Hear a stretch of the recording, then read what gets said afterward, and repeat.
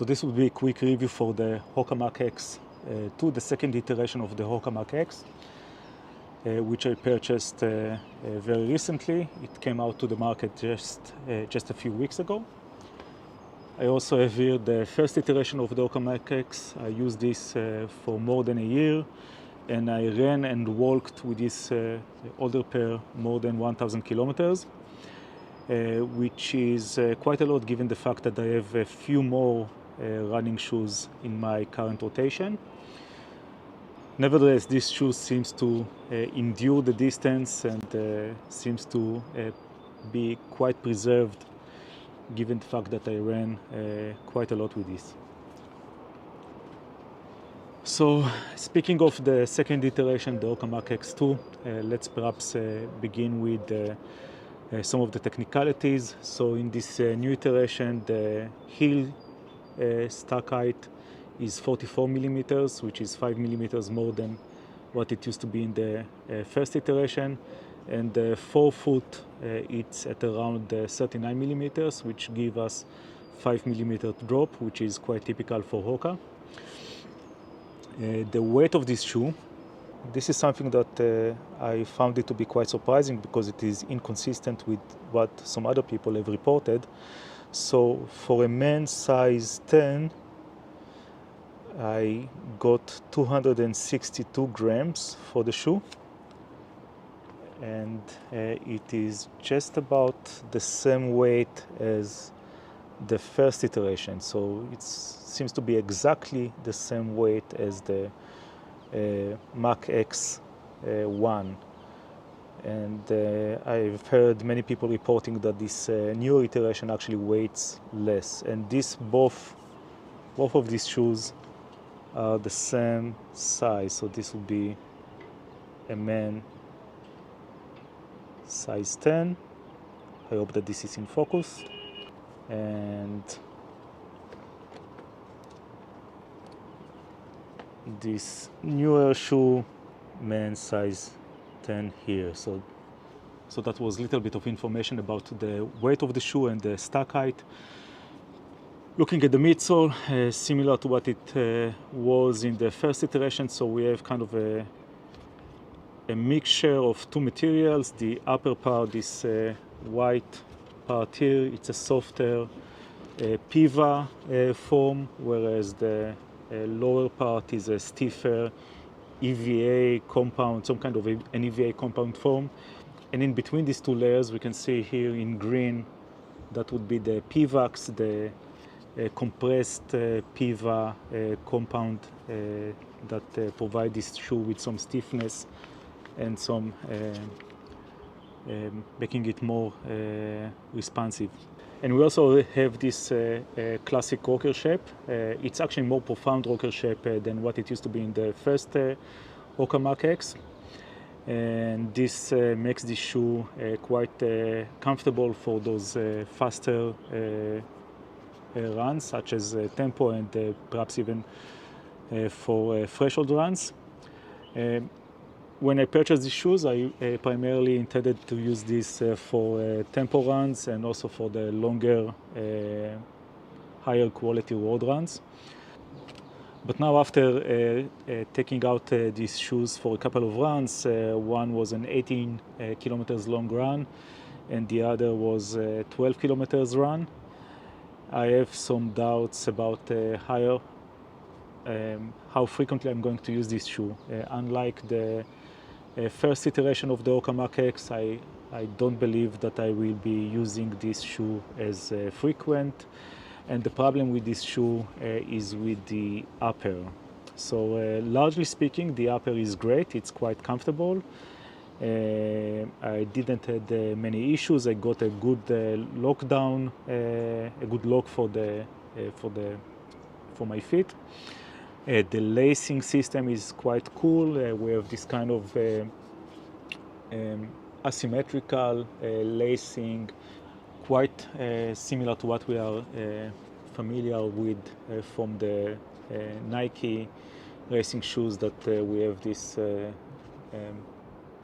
shape of lacing that enables taking off some of the pressure from the back of the foot. So the problem with the upper in this shoe is with the heel counter, this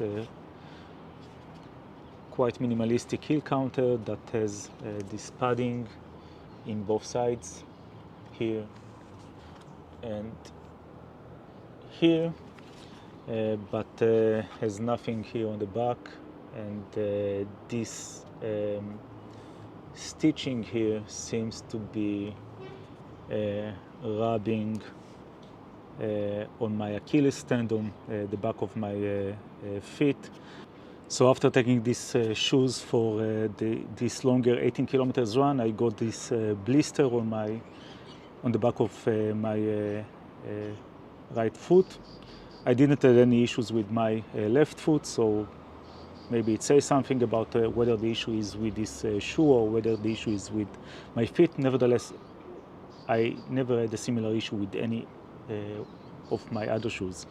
So I would blame the shoe for it. And I also heard other people complaining about this heel structure, mainly for not having a good enough locking, but for the feet, but also for having some rubbing issues with this heel structure. So the first run, I got this blister, and then a few days later, after letting my heel giving my heel an opportunity to recover, I went out for another run, 12-kilometer run, and I put a blister bandage on my heel, on my Achilles, and hoping that this would help preventing from the blister to reoccur.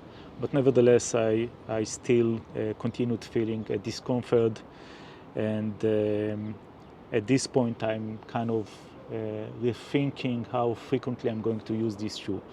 So at the moment I don't think that I'm going to use these shoes in the coming weeks because I'm planning later this month to go for a 3 weeks hiking trip in California, visiting all the national parks in California, and I don't want to start this trip with blisters on my feet.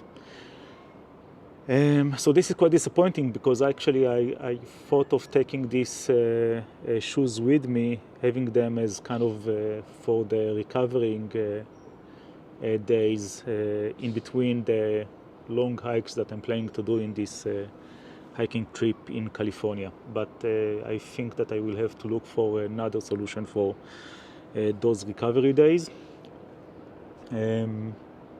So yes, so this is the Hoka Mach X2, a great shoe, but with one shortcoming that seems to be critical, at least for my, given the current impression that I have on this shoe. So a little bit about myself and about this YouTube channel. So this YouTube channel is not about running gear. It's not primarily about running gear, it's about my hiking trips, where I share my outdoor experiences, hiking in different parts of the world, hiking and trail running in different parts of the world. And as I said earlier, I'm expected to go out for another hiking trip late September, for 3 weeks hiking trip in California, visiting all the national parks in California. Most of these parks I've visited before, but for some of these parks, that would be the first time visiting those parks during the fall. So that would be a new thing for me, and I'm expected to share these experiences later on in this YouTube channel. But nevertheless, I have quite a significant experience with running gear. I have been competing in long distance running since I was a teenager, and it would be now 5 decades of me competing in long distance run, maintaining a level of running 10 kilometers in the sub 39 minutes and half marathon in sub 1 hour and 24 minutes for 5 decades of my life. So in recent years I've been a couple of times did half marathon in 1 hour and 23 minutes and 30 seconds around this time, and 10K at around 38 minutes and 30 seconds. My personal best times are from quite a while ago, running at around 1 hour and 70 minutes the half marathon and 34 minutes the 10K. But that was in my early 20s. But nevertheless, my perhaps more important achievement is being able to maintain the capability running long distances for the larger part of my life, and that provided me with lots of experience, both with training, injury management, and with running gear. So that was me sharing my recent experience with the Hoka Mach X2, and if any of you have a similar experience or a different experience with the Hoka Mach X2, you are welcome to share it down in the comments. And if you like this video and you would like me to do similar review videos in the future, so you are welcome to like this video and to subscribe to the channel.